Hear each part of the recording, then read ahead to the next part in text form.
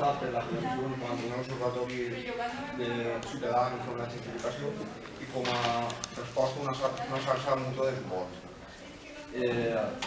Després, un poc, el punt 2, 3 i 4 hem estat tot el rato d'alguna forma els companys i companys d'habitatge ho han enunciat, i és que on se dona la batalla és en relat en quant a l'habitatge o el dret a la propietà. I en aquest sentit, el que nosaltres hem anat un pas més enllà, ho hem deixat molt obert, i el que pensem que és apostar directament per un model alternatiu d'habitatge. No només per un model alternatiu, que podríem estar debatint sobre cooperatives, sobre associacionisme, sobre col·lectivisme, sinó una vegada apostat aquest model, lluitar per donar-li continuïtat i per donar-li conscienciació.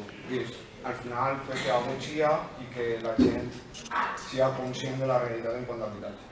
Hem tret una frase molt rica que no sé si és nostra, però bueno, que és la propietat és un dret i no un negoci. I res, després hem parlat un poc que el quin punt és entorn al comerç, al teixit productiu d'un barri, que no deu mai de caure en el monocultivisme, diguem-ne, que se terciaritza únicament en un ús.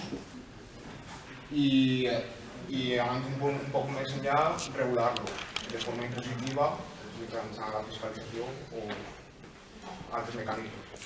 I per últim, en quant al teixit social, és necessari realment empoderar aquells grups o segments de la població més vulnerables i donar-los una perspectiva de futur al barri, perquè no tinguin la necessitat d'abandonar-lo en un procés de gentrificació.